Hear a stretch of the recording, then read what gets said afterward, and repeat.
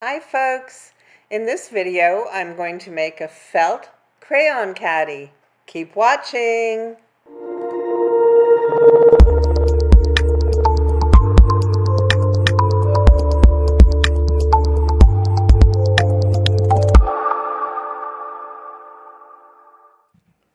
So let's start by showing you what you're going to need to craft this crayon caddy or art tote.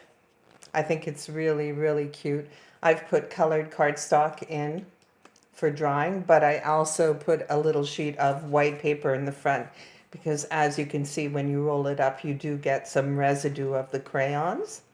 I think it's really cute and really it's compact. It's fun to take along on car rides or to the doctor or dentist office when you're going to have time in the waiting room. So I thought this was really cute. I saw something like it online, so I made the design space file for it. So you're going to need some colored cardstock, or if you can find an unlined, a plain little notepad 3x5 that folds up. I could only find what folded sideways, so that didn't work for this project. So I'm using colored cardstock. You probably have a lot of ends of cardstock in your stash that you could cut down to the right size. So you want a maximum of 3x5. You need 2 pieces of 6x12 felt. I did put them in the design space file with a note to cut these 3 pieces by hand, 2 at 6x12 and 1 at 3x12. You can cut them in design space, but they would be 11.5 instead of 12. So then your spacing for your crayons and your colored paper will be off. You don't want that to happen. I've included the ribbon sizes, the 1/2 inch by 16 inch. We're going to confirm that when we do the finish on the tote, on the caddy, because it might be a little different. You don't want to cut that piece until the end. And I've done a flower decoration, and on this one I'm just doing ovals and circles because I'm making this one for my grandson. I didn't think he'd want a flower on his. So we'll go ahead. You need crayons, of course. I used pinking shears to cut around at the end. I thought it was cute. It makes it a little more decorative. You need your ribbon. You'll need a button with a shank. You don't want a flat button because you won't be able to loop the ribbon around it properly. So you need any color button that you like with a shank. I have a few different ones. I'll probably use a flat one on my grandson's. On this one that I'm making today, you'll need a ruler and some chalk. You don't want to use a fabric pen that you need heat because you don't want to be pressing felt. It would probably damage it. So that's about it. I think you'll need a needle and thread to attach your button at the end. So that looks like it. I'm going to get organized here and we'll start assembling this caddy. So we're going to start by preparing our pockets for the crayons and the colored paper. So we'll set this aside. You need your 3x12 inch rectangle and you need your ribbon. I've cut mine 12.5 because if you're attaching your ribbon on a sewing machine, you may get a little stretch in the felt. It doesn't always happen, but just in case, I wanted to have the extra ribbon that I can trim off once I've sewn. So I'm going to sew one seam right along the top to attach the ribbon to this rectangle, and I'll be back to show you the next step. So you can see that I've sewn straight along the top. I did not fold my ribbon over. It's not necessary. I just wanted to make a nice trim at the top of the pockets. I went nice and slow, so I haven't stretched my felt. So I'm just going to trim off these little pieces at the end that we don't need. Nice and neat.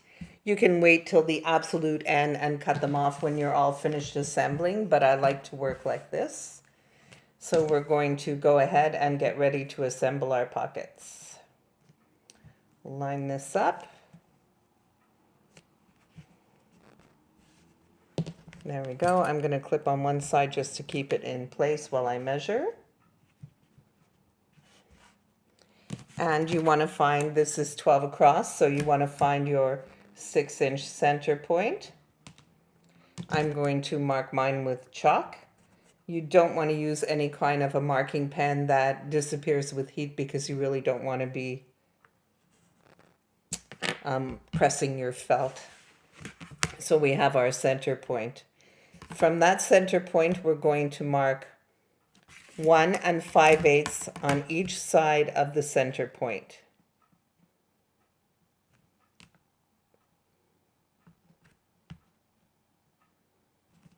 Oops, I'll use this side, it's better. So on each side of the center point, you want to go 1 5/8.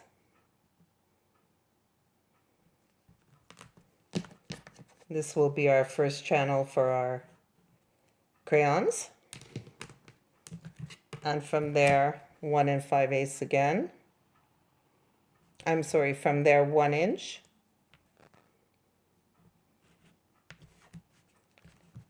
We have another inch.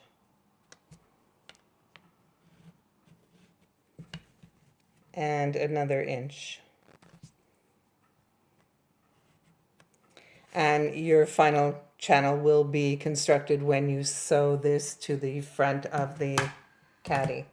So from here we're going to go 1 5/8.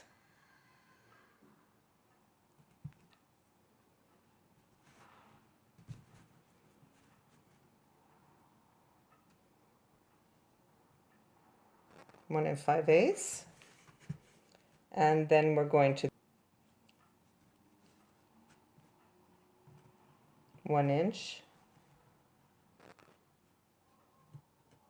1 inch, again 1 inch, and your final channel again on this side will be done when you construct the pouch. So we're going to go ahead now and sew straight down. Ignore your center line. Sew straight down along these chalk marks to create your channels, and your center where your cardstock or your drawing pad will go in the center. So I'll do that and I'll be back to show you. Okay, so I've sewn my channels for the paper and my crayons. I've rubbed off most of the chalk. I'll finish that up later. Before we go to the next step, we want to make sure that our 3x5 paper fits, and it does. Don't worry about the opening on the bottom. That will be closed later on. And our crayons fit nicely. So we're all set. We can continue to the next step. And we continue. So we've set aside our inside of the carrier or caddy. We're going to work on the outside. So you're 6 inches high. We're going to add our ribbon for our tie. In the file I said 16 inches, but you know what? I don't want to make a mistake on that, so I'm going to cut too much ribbon. I'd rather have too much than not enough.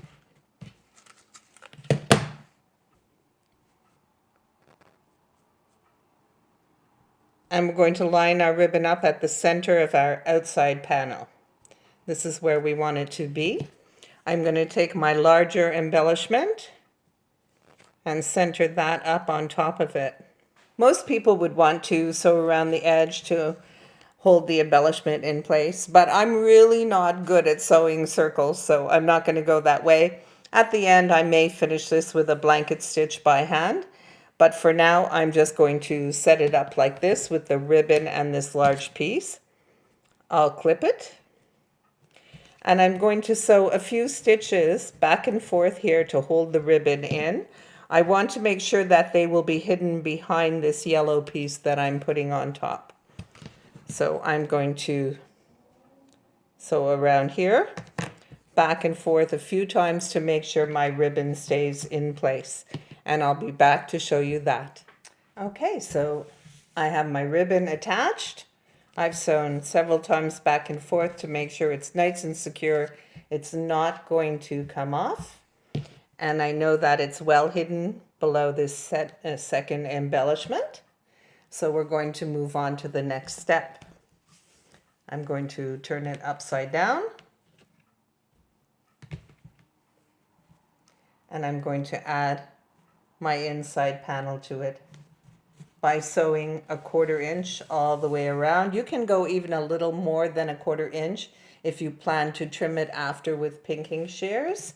So you'll want to take more than a 1/4 inch all the way around. Make sure that you don't catch your ribbon in it when you're sewing. You'll want to make sure that's out of the way. So I neglected to mention that you want to add your yellow circle to it when you sew your 1/4 inch all the way around. If you just attach the yellow circle with the button, it'll be moving around and you don't want that. So you want to add your circle also, your last piece to this decor. And sew all the way around. Oh, I have to trim that. And I've taken a little more than 1/4 inch because, as I mentioned, I want to finish it with pinking shears after.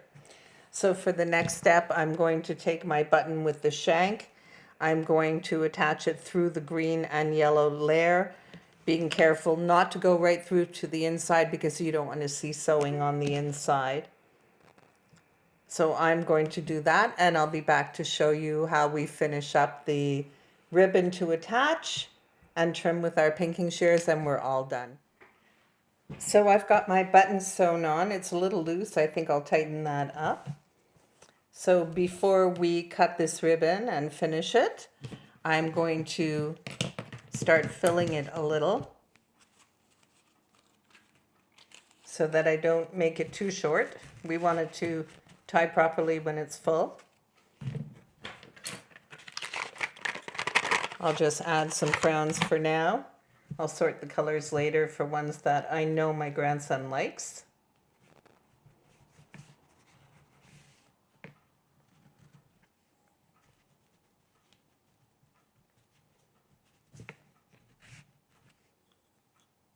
As you can see, the bottom is closed now. You don't have to worry about anything falling through.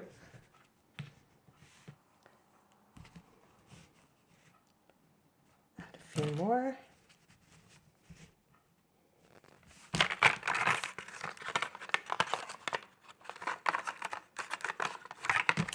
A few people, when they saw photos of this, mentioned that they'd like to make it for crochet hooks or markers, anything like that. Keep in mind that you can easily make this taller and put whatever you like in it, paintbrushes, whatever suits your hobby. So this is how it will be when it's filled. We're going to wrap our ribbon around, make sure everything fits nice and tight. We want to double this over.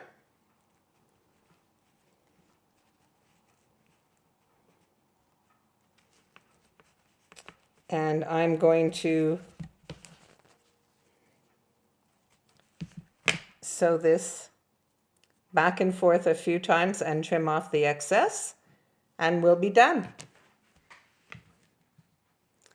And we're done. So I've sewn the loop for the closure, and I've trimmed all the way around with my pinking shears, added my crayons and my colored paper, and of course I put this extra paper to catch any residue from the crayons when it's rolled up. And we're all set. There we go. So I hope you've enjoyed this video. I hope you'll make some. Please like my video and subscribe to my YouTube channel. And thank you for watching.